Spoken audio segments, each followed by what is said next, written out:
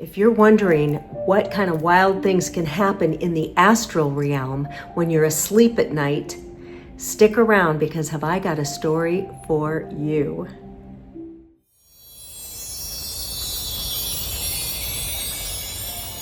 So about 10 years ago, I had been doing a lot of spiritual work on myself, attending a lot of classes and workshops, having a lot of energy work done.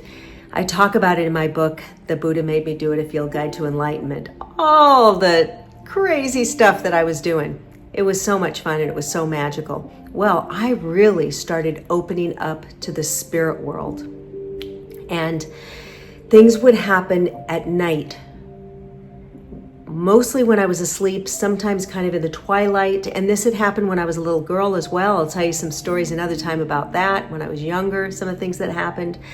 But the most amazing thing happened one night. So I was asleep. I didn't realize that I was in the astral and that I was out of my body. I thought I was completely awake because all of a sudden, I'm sleeping in bed with my husband next to me.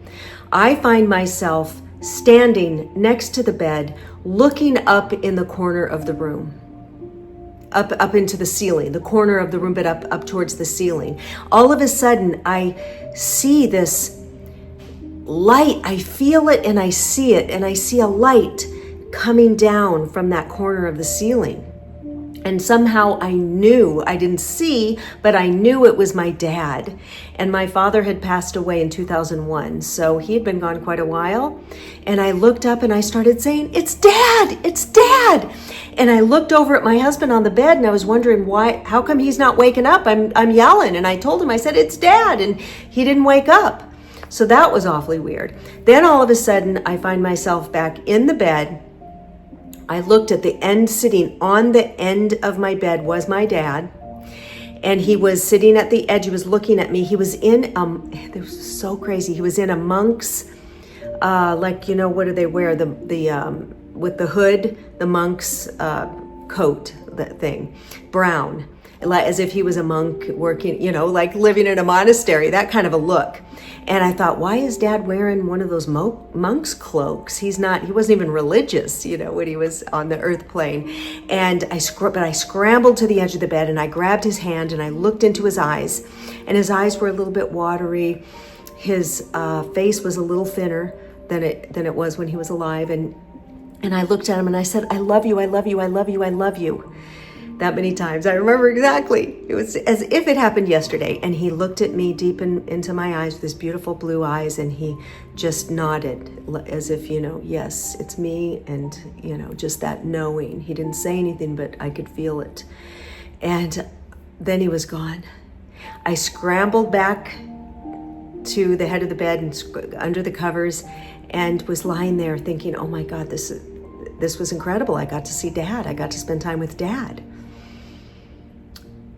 And then I realized I was not really with my body running over to the edge of the bed or standing on the side of the bed. This was my astral body. This was my soul, my spirit. And our spirit leaves the body every night and travels and does things and refreshes and visits people and takes classes. You know, we're learning, we're healing at night.